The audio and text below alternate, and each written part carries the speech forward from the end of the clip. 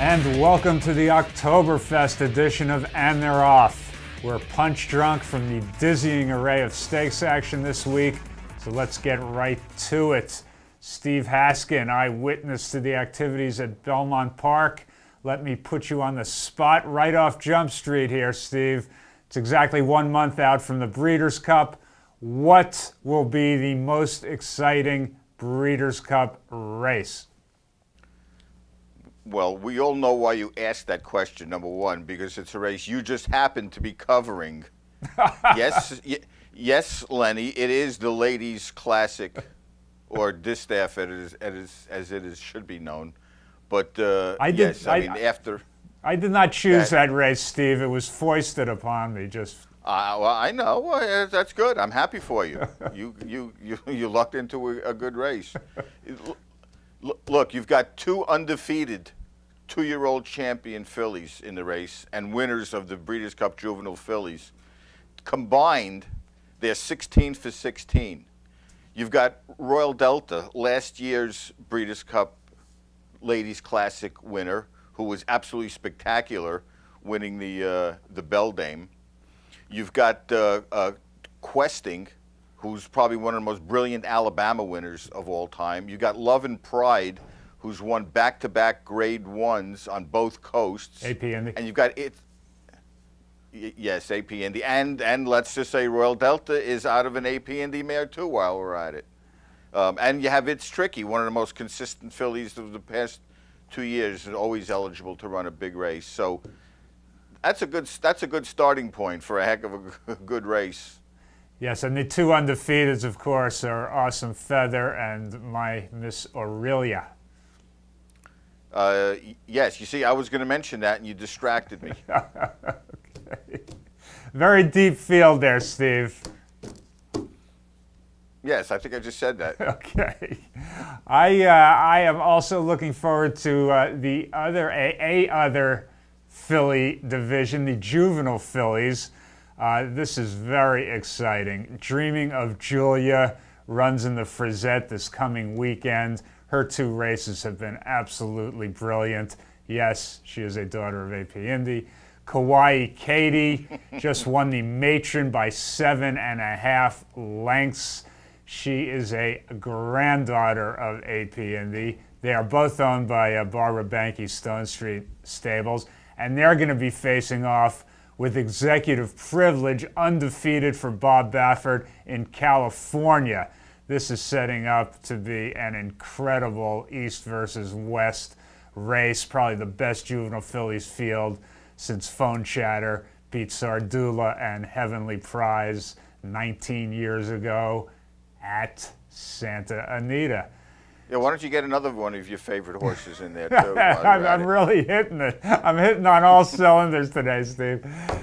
Yes, I see that. Let's remember, too, by the way, that Dreaming of Julia's 2 starts, she's won by a combined margin of a mere 27 lengths. Yeah, she was out of the picture in that last overnight stakes that she won. I mean, that was just incredidible. Yes, it's also good to know that Dreaming of Julia and Kawaii Katie are both trained by Todd Pletcher, and Executive Privilege is trained by Bob Baffert. So what else is new? Between the Champagne and the Frisette, there are 44 nominated horses, and Todd Pletcher trained 17 of them. That's what I call a baby boom. It is going. It is going to be Baffert against Pletcher. Is going to be very interesting. The battle of the super trainers. Steve, if moving on to the Classic division, if Game On Dude does not win the Breeders' Cup Classic, will we see our 4th straight female grab Horse of the Year honors? Don't rush into these things. You know, remember there's a horse called I'll Have Another. Now, I know that he's been out of sight and out of mind, and a lot of my colleagues on the NTRA poll have completely forgotten about him. But the horse has won 3 Grade 1 stakes and a Grade 2. He's won 2 classics. The horses that he's defeated have gone on to win the Belmont Stakes, the Travers, the Haskell, the Pacific Classic, the Swap Stakes, and the Jim Dandy. And he beat Bodemeister twice, and all he did was win the Arkansas Derby by 9.5 lengths. You know, there's no rule that says that the first half of the year does not count for Eclipse Awards. You know, it's not just the second half of the year. Let's not. I'm not anointing him, but let's not forget him. He's still out there, and he still has accomplished more this year than any other horse. Well said. And listen, and let me say one other thing. Not to take anything away from these magnificent fillies that we mentioned earlier, because they're all potential, you know, great fillies. But when discussing Eclipse Awards or Horse of the Year, the fact is, my Miss Aurelia has one Grade 1 stake win. Awesome Feather has 0 Grade 1s. Love and Pride has 2. Royal Delta has 1. It's Tricky has 1. Questing has 2. So, I mean, when you're looking at Horse of the Year, there's not a lot of Grade 1 winners among these horses. They still have a lot to prove, and none of them are going to have more Grade 1s at the end of the year than I'll have another. So I'm just saying, let's just keep an open mind. Now, if Game On Do does win the Classic, obviously he's going to be the favorite for Horse of the Year. And, you know, I got to tell you, I don't know who's going to beat him out there. Steve, the New York Governor Andrew Cuomo, conveniently forgetting that the state just signed a deal for the New York Racing Association to run horse racing for 25 years in New York, is floating the idea of letting a for-profit company such as Churchill Downs do the honors instead. Well, that would do absolutely nothing for New York racing. It does plenty for us here at And They're Off, because we get to bring you the top 10 things Churchill Downs would do if they take over New York racing. Steve, get us going. Okay, number 10, train employees to say no before hearing the question. Number 9, replace press box with a Broadway-themed mansion for high rollers. Number 8, to have convenient parking for Belmont patrons at Yankee Stadium. But there will, have to add that there will be a shuttle. Yeah, which will run every 3 hours.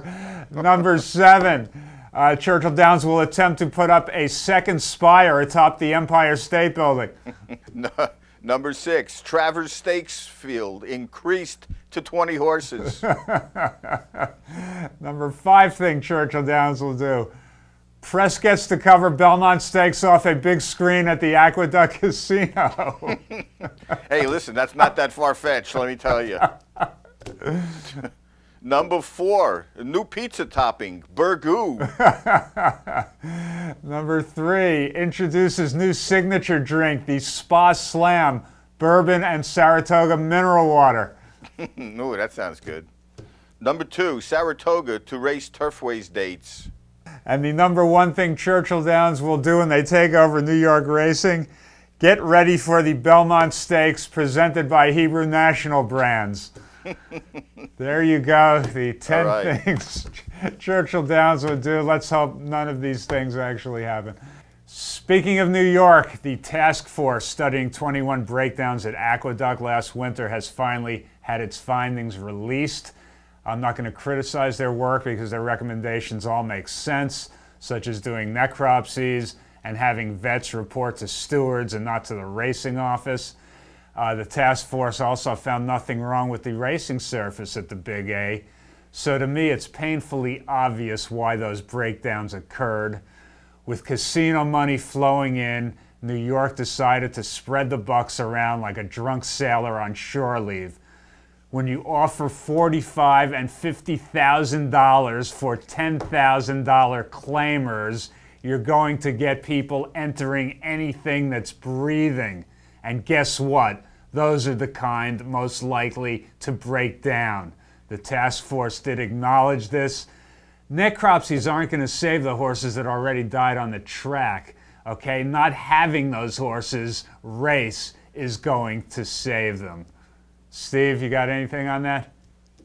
Well, you know, we've already touched on the purses before, on the increased purses.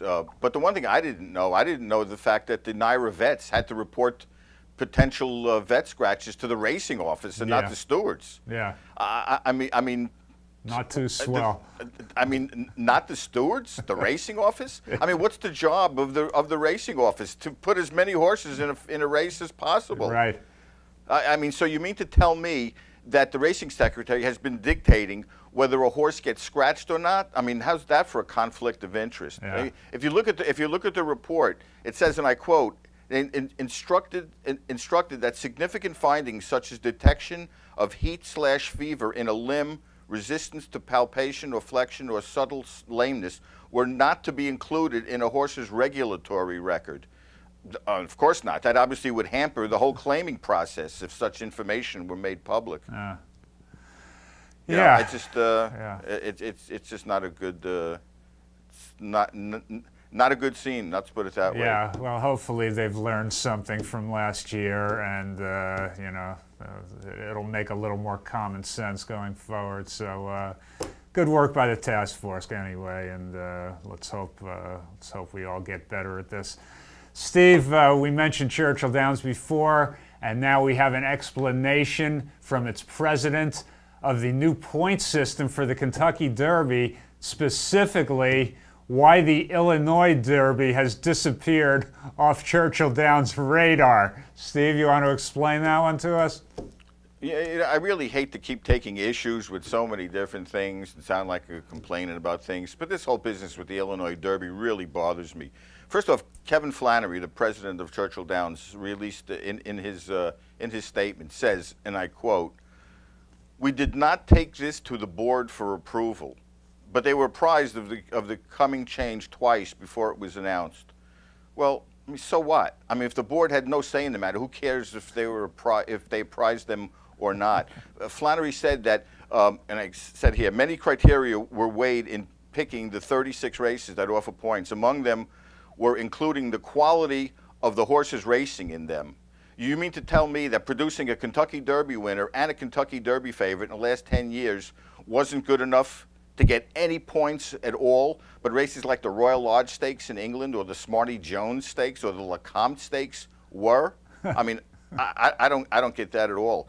And then he says, there is the overall, quote, trajectory of the host tracks. I can't comment on that because I have no idea what that means. I mean, the trajectory, what the heck does that mean? I have no idea. Next is attendance at potential prep races. Really? Really? So the quality of the race is determined by how many people showed up at the racetrack that day? Like the 8,000 people that showed up at Belmont Park for Super Saturday last Saturday. The attendance? And then finally, it says purses. So I guess the $500,000 purse of the Illinois Derby was not good enough to measure up. But the $150,000 purse and the $175,000 purse of the Smarty Jones and the Lecomte Stakes were. And I got to add one more thing. Flannery was quoted as saying, the Illinois Derby simply didn't measure up to all the various criteria. Flannery said the goal was to provide, quote, a compelling storyline for the public to follow for a longer period of time and to protect the integrity of the race. Sorry, I have no clue what that means either.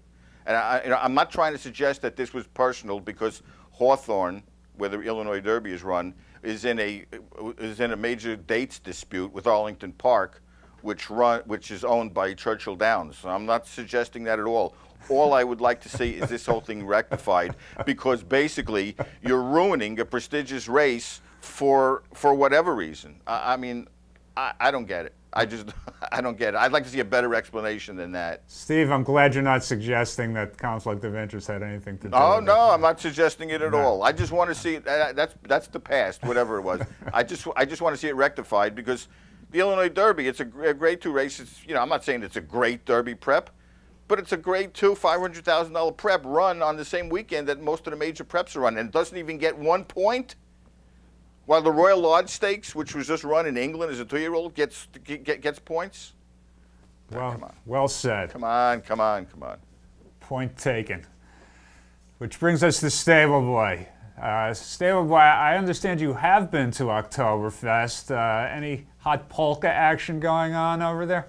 There's actually no polka music. I don't know why, but I'm always amazed to see how many inebriated adults and unsupervised children can run around without incident.